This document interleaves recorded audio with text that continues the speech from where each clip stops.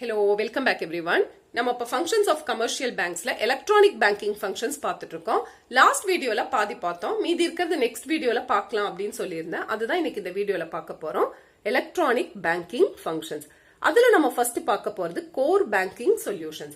core banking solution அப்படின்னா பேங்கோட operations ஒரு பேங்கோட ஃபுல் ஆபரேஷன்ஸையும் ஒரு சென்ட்ரலைஸ்டு சாஃப்ட்வேர் சிஸ்டம் மேனேஜ் பண்ணும். அதுதான் கோர் பேங்கிங் சொல்யூஷன். முன்னாடி எல்லாம் வந்து பாத்தீங்கன்னா ஒவ்வொரு பிரான்ச்சுக்கும் தனித்தனியா ஒரு சாஃப்ட்வேர் சிஸ்டம் இருக்கும். அந்த பிரான்ச்சோட ஆக்டிவிட்டிஸ் அந்த சாஃப்ட்வேர் சிஸ்டம் தான் மேனேஜ் பண்ணும். ஆனா இப்ப எல்லா பிரான்ச்சஸ்க்கு ஒரு பேங்கோட மொத்த பேங்கோட எல்லா ஆக்டிவிட்டிஸையும் அந்த பிரான்ச்சஸோட ஆக்டிவிட்டிஸ், கஸ்டமர்ஸோட அக்கௌண்ட், பேங்கிங் டிரான்சாக்ஷன்ஸ் இது எல்லாமே வந்து ஒரு சென்ட்ரலைஸ்டு சாஃப்ட்வேர் சிஸ்டம் வந்து மேனேஜ் பண்ணும். அதுதான் கோர் பேங்கிங் சொல்யூஷன்ஸ். ஸோ இது மூலமா என்ன அட்வான்டேஜ் அப்படின்னா நம்ம எங்க இருந்து வேணாலும் பேங்கிங் ஆக்டிவிட்டிஸை ஈஸியா பண்ண முடியும். முன்னாடி எல்லாம் இப்ப வந்து நம்ம ஒரு பிரான்ச்ல வந்து அக்கௌண்ட் ஓபன் பண்ணிருப்போம். நமக்கு மணி வித்ட்ரா பண்ணும் அப்படின்னா அந்த பிரான்ச்லயே தான் போய் மணி வித்ட்ரா பண்ணும், வேற எங்கேயும் போய் வித்ட்ரா பண்ண முடியாது. பட் இப்ப கோர் பேங்கிங் சொல்யூஷன் இருக்கு அந்த பேங்க்ல அப்படின்னா நம்ம எந்த பிரான்ச்ல அந்த பேங்கோட எந்த பிரான்ச்ல வேணாலும் போய் பணத்தை வித்ட்ரா பண்ணிக்கலாம் ஈஸியா. அதே மாதிரி மொபைல் பேங்கிங், நெட் பேங்கிங் இதெல்லாமே எதனால பண்ண முடியுதுன்னா இந்த கோர் பேங்கிங் சொல்யூஷனால தான் நம்மளால ஈஸியா பண்ண முடியுது. ஏன்னா அந்த பேங்கோட மொத்த அத்தனை பிரான்ச்சஸோடையும் ஆக்டிவிட்டிஸ், கஸ்டமர்ஸோட அக்கௌண்ட்ஸ், டிரான்சாக்ஷன்ஸ் இது எல்லாமே வந்து சேவ் பண்ணி அதை மேனேஜ் பண்ணி ஹேண்டில் பண்றது இந்த சென்ட்ரலைஸ்ட் சாஃப்ட்வேர் சிஸ்டம். அதுதான் கோர் பேங்கிங் சொல்யூஷன்ஸ். கோர் அப்படின்னா மெயின், ரொம்ப முக்கியமானது. பேங்கிங் அப்படின்னா பேங்க் ஆக்டிவிட்டிஸ பேங்கிங் அப்படின்னு சொல்றோம். சொல்யூஷன் அப்படின்னா ஐடி ஃபீல்ட் எல்லாம் சொல்யூஷன் அப்படின்னா ஒரு பிசினஸோட ப்ராப்ளம சால்வ் பண்றதோ இல்ல ஒரு பிசினஸோட கோலை அச்சீவ் பண்றதோ டெக்னாலஜி மூலமா அச்சீவ் பண்றத சொல்யூஷன் அப்படின்னு சொல்றாங்க.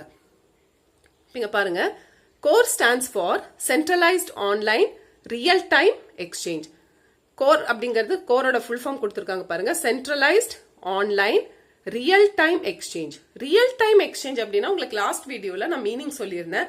ரியல் டைம் அப்படிங்கிறது உடனுக்குடனே அப்பப்பவே டிரான்சாக்ஷன் வந்து ப்ராசஸ் ஆனா அது என்னன்னு சொல்றோம்னா ரியல் டைம் பேசிஸ். ஸோ ஆன்லைன்ல உடனுக்குடன் வந்து டிரான்சாக்ஷன்ஸ் நடக்கிறது தான் கோர் அப்படிங்கிற வேர்ட் மீன் பண்ணுது. இந்த centralised server of the bank all the details of all the accounts of all the branches of the bank are available. So அந்த பேங்கோட சென்ட்ரலைஸ்டு சர்வர்ல எல்லா பிரான்ச்சஸ்ல இருக்கிற எல்லா அக்கௌண்ட்ஸோடையும் டீடைல்ஸ் அந்த சர்வர்ல சேவ் ஆயிருக்கு. முன்னாடி ஒவ்வொரு பிரான்ச்சுக்கும் தனித்தனி சர்வர் இருந்தது. பட் இப்ப மொத்த சென்ட்ரலைஸ்டு சர்வர், அதாவது அந்த பேங்கோட எல்லா பிரான்ச்சஸோட கஸ்டமர்ஸோட அக்கௌண்ட்ஸ் டீடைல்ஸும் அந்த சென்ட்ரலைஸ்டு சர்வர்ல சேவ் ஆயிக்கும். A customer can withdraw money at any branch of that bank through check throughout the world. So அந்த பேங்கோட எந்த பிரான்ச்ல இருந்து வேணாலும் பணத்தை வித்ட்ரா பண்ணலாம். முன்னாடி எல்லாம் வந்து பாத்தீங்கன்னா நம்ம எந்த பிரான்ச்ல அக்கௌண்ட் வச்சிருக்கோமோ அந்த பிரான்ச்ல இருந்து மட்டும் தான் பணத்தை வித்ட்ரா பண்ண முடியும். பட் இப்ப எந்த பிரான்ச்ல இருந்து வேணாலும் பணத்தை வித்ட்ரா பண்ணிக்கலாம். Similarly, anyone can deposit money into the account. Entry of the transactions is recorded in the centralized server of the bank. So எந்த transaction நடந்தாலும் immediate அது எங்க போய் என்டர் ஆகுது அப்படின்னா இந்த centralized server, அந்த பேங்கோட centralized serverல என்ட்ரி ஆயிருது and can be seen in all the branches of the bank. அதே மாதிரி இப்ப நம்ம மொபைல் பேங்கிங் பண்றோம், ஆன்லைன் நெட் பேங்கிங் எல்லாம் பண்றோம் அப்படின்னா இது எல்லாமே இந்த சென்ட்ரலைஸ்டு சர்வர் இருக்கிறதுனால அப்பப்பவே அந்த டிரான்சாக்ஷன்ஸ் ப்ராசஸ் ஆயிரும். இமீடியட்டா இப்ப ஃபண்ட் டிரான்ஸ்ஃபர் எல்லாம் பண்றோம்னா இமீடியட்டா வந்து அந்த ரிசீவருக்கு பணம் போய் சேருது, அப்புறம் அக்கௌண்ட்ல அந்த மணி மைனஸ் ஆகுது. இதுக்கெல்லாம் காரணம் வந்து இந்த கோர் பேங்கிங் சொல்யூஷன். அடுத்தது மொபைல் பேங்கிங். மொபைல் பேங்கிங் அப்படின்னா ஒவ்வொரு பேங்க்ஸும் அவங்களுக்கு தனியா ஒரு மொபைல் பேங்கிங் ஆப் வச்சிருப்பாங்க. அந்த ஆப்பை நம்ம போன்ல வந்து நம்ம டவுன்லோட் பண்ணிட்டோம் அப்படின்னா, இன்ஸ்டால் பண்ணிட்டோம் அப்படின்னா அது மூலமா நம்ம ஃபண்ட் டிரான்ஸ்ஃபர் பண்ணிக்கலாம், நம்ம பேலன்ஸை செக் பண்ணிக்கலாம், லோனுக்கு அப்ளை பண்ணலாம், மினி ஸ்டேட்மெண்ட் எடுத்துக்கலாம். ஸோ அதுக்கெல்லாம் இந்த மொபைல் பேங்கிங் ஹெல்ப்ஃபுல்லா இருக்கு. இருந்த இடத்துல இருந்தே நம்ம பேங்கிங் சர்வீசஸை யூஸ் பண்றதுக்கு இந்த மொபைல் பேங்கிங் யூஸ்ஃபுல்லா இருக்கு. Most of the commercial banks have designed computer programs called apps which can be downloaded in the smartphone. So smartphoneல அந்த பேங்க் எந்த பேங்க் வச்சிருக்கோமோ, எந்த பேங்க்ல அக்கௌண்ட் வச்சிருக்கோமோ அந்த பேங்கோட மொபைல் பேங்கிங் ஆப்பை நம்ம டவுன்லோட் பண்ணி பேங்கிங் சர்வீசஸை நம்ம போன்லயே யூஸ் பண்ணிக்கலாம். பேங்கிங் ஆக்டிவிட்டிஸ் போன்லயே பண்ணிக்கலாம். With this app in the smartphone, customer can operate his account transactions from anywhere. எங்க இருந்து எனி டைம் எனிவேர் நம்ம வந்து பேங்கிங் ஆக்டிவிட்டி செஞ்சுக்கலாம். Next one ATM and CTM. ATM அப்படின்னா ஆட்டோமேட்டட் டெல்லர் மெஷின். இது வந்து நமக்கு புது டேர்ம் கிடையாது, நமக்கு எல்லாருக்குமே தெரியும். நிறைய busy places, towns, even residential ஏரியாஸ்ல கூட நம்ம இந்த ஏடிஎம் பார்த்திருக்கோம். இது எதுக்காக அப்படின்னா, இப்ப ஃபர்ஸ்ட் எல்லாம் வந்து நம்ம மணி வித்ட்ரா பண்ணோம் அப்படின்னா பேங்கோட பிரான்ச்சுக்கு போவோம், கியூல நிக்கணும், ரொம்ப நேரம் வெயிட் பண்ணி பணத்தை எடுத்துட்டு வருவோம். பட் இப்ப இந்த ஆட்டோமேட்டட் டெல்லர் மெஷின்ஸ் மூலமா ஈஸியா நம்ம மணி எப்ப வேணும்னாலும் போய் ரொம்ப சீக்கிரமா வித்ட்ரா பண்ணிக்கலாம். கியூல நிக்க வேண்டியது இல்ல. ஒரு ஏடிஎம் கார்டு இருக்கும், பேங்க் கொடுக்குற ஒரு கார்டு. அந்த கார்டை வந்து இந்த மெஷின்குள்ள போட்டுட்டோம் அப்படின்னா லாங்குவேஜ் கேட்கும், அப்புறம் எந்த அக்கௌண்ட் டைப்பு, எவ்வளவு அமௌண்ட் வித்ட்ரா பண்ணும், இந்த மாதிரி அதுலயே சில கொஸ்டின்ஸ் எல்லாம் கேட்பாங்க. அதை நம்ம கரெக்டா போட்டுட்டோம் அப்படின்னா அப்புறம் நம்மளோட ஏடிஎம்மோட பின் கேட்கும். அந்த பின்னும் நம்ம கரெக்டா என்டர் பண்ணிட்டோம் அப்படின்னா கேஷ் வந்து அந்த மெஷின்லேயே கவுண்ட் ஆகி நமக்கு வெளியே வந்துடும். இது வந்து ஏடிஎம், ஆட்டோமேட்டட் டெல்லர் மெஷின். இது வந்து கஸ்டமர்ஸ்க்கு வந்து ரொம்ப ரொம்ப யூஸ்ஃபுல். ஏன்னா எந்த டைம் வேணாலும் ஏடிஎம் இருக்கிற இடத்துல இருந்து நம்ம பணத்தை ஒர்க்கிங் ஹவர்ஸ்ல தான் போய் மணி வித்ட்ரா பண்ணணும் இல்ல, எப்ப வேணாலும் போய் இந்த ஏடிஎம்ல இருந்து பணத்தை வித்ட்ரா பண்ணிக்கலாம். கியூல வெயிட் பண்ண வேண்டிய தேவையில்லை. அது மாதிரி இதுல வந்து மணி வித்ட்ரா பண்றது மட்டுமல்ல, நம்மளோட அக்கௌண்ட் பேலன்ஸ் தெரிஞ்சுக்கலாம், மினி ஸ்டேட்மெண்ட் எடுத்துக்கலாம். ஸோ அந்த மாதிரி நம்மளோட ஏடிஎம் பின்னை மாத்திக்கலாம். அந்த மாதிரி சில அட்வான்டேஜஸும் இதுல இருக்கு. அதே மாதிரி சிடிஎம். சிடிஎம்ங்கிறது cash deposit machine.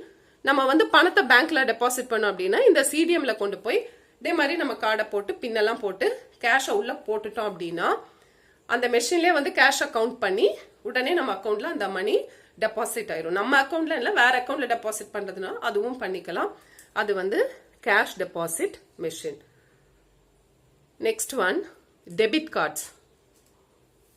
Debit card அப்படிங்கிறது வேற ஒன்றும் இல்லை, அது நம்மளுடைய ஏடிஎம் கார்டு தான் டெபிட் கார்டு அப்படின்னு சொல்றோம். இது வந்து ஒரு லேமினேட்டட் கார்டு. பேங்க் வந்து விசிட்டிங் கார்டு மாதிரி ஒரு லேமினேட்டட் கார்டு வந்து பேங்க் கொடுப்பாங்க. அதுல வந்து நம்ம பேரு, அப்புறம் கார்டோட எக்ஸ்பைரி டேட், கார்டோட நம்பர், பின்னாடி வந்து ஒரு சிவிவி நம்பர்னு சொல்லி ஒரு 3 டிஜிட் நம்பர் கொடுத்துருப்பாங்க. மோஸ்ட்லி எல்லாத்தையுமே 3 டிஜிட் நம்பராக தான் இருக்கும். சிலதுல வந்து 4 டிஜிட்ஸ் நம்பர் கூட இருக்கலாம். இது எதுக்காக அப்படின்னா, இது வந்து ஒரு பேமெண்ட் கார்டு. இப்ப நீங்க வெளியே போய் திங்ஸ் வாங்குறீங்க, ஷாப்பிங் பண்றீங்க, இல்ல ஹோட்டல்ல போய் சாப்பிடுறீங்க, பில் பே பண்ணும் அப்படின்னா கேஷா கொடுக்கறதுக்கு பதிலா இந்த கார்டை கொடுத்துட்டோம்னா அங்க அதை இன்சர்ட் பண்ணி ஒரு நம்ம அந்த பின் நம்பர் அடிச்சு விட்டுட்டோம் அப்படின்னா பணம் வந்து ஆட்டோமேட்டிக்கா நம்ம அக்கௌண்ட்ல இருந்து அந்த கன்சர்ன்ட் ஷாப்கீப்பரோட அக்கௌண்ட்டுக்கு அந்த பில் அமௌண்ட் போய் சேர்ந்துரும். அதுதான் டெபிட் கார்டு. இது வந்து பில் பேமெண்ட்டுக்கு மட்டும் இல்ல, ஆன்லைன்ல நீங்க திங்ஸ் வாங்குறீங்க அப்படின்னா ஆன்லைன் பேமெண்ட் பண்ணணும் அப்படின்னா இந்த டெபிட் கார்டை வச்சு நம்ம ஆன்லைன் பேமெண்ட் பண்ணிக்கலாம். அதே மாதிரி ஏடிஎம்ல வந்து கேஷ் வித்ட்ரா பண்றதுக்கும் நம்ம இந்த டெபிட் கார்ட்ஸை யூஸ் பண்றோம். அடுத்தது கிரெடிட் கார்ட்ஸ். கிரெடிட் கார்ட்ஸ் அப்படின்னா டெபிட் கார்டு அப்படிங்கிறது நம்ம அக்கௌண்ட்ல இருக்கிற பணத்தை வச்சு நம்ம பில் பே பண்றோம், பணத்தை வித்ட்ரா பண்றோம், அது டெபிட் கார்டு. கிரெடிட் கார்டு அப்படிங்கிறது பேங்க் வந்து நமக்கு கடன் கொடுக்கறாங்க, அதை வச்சு நம்ம ஷாப்பிங் பண்ணோம் அப்படின்னா பில் எல்லாம் பே பண்றதுக்கு யூஸ் பண்ணிக்கலாம். அது வந்து கிரெடிட் கார்டு. அதாவது பேங்கர் வந்து நமக்கு ஒரு கிரெடிட் லிமிட் கொடுப்பாங்க. 1 lakhs, 2 lakhs, 3 lakhs அந்த மாதிரி ஒரு கிரெடிட் லிமிட். நம்மளுடைய கிரெடிட் ரேட்டிங்கை வச்சு, சிபில் ஸ்கோர் எல்லாம் வச்சு நம்மளோட கிரெடிட் வர்த்தினஸ் பேஸ் பண்ணி நமக்கு ஒரு கிரெடிட் லிமிட் அலோவ் பண்ணுவாங்க. நீங்க 1 lakh வரைக்கும் திங்ஸ் வாங்கிக்கலாம் இந்த கார்டை வச்சு, இல்ல 3 lakhs வரைக்கும் வாங்கிக்கலாம் அப்படின்னு சொல்லி ஒரு கிரெடிட் லிமிட் கொடுப்பாங்க.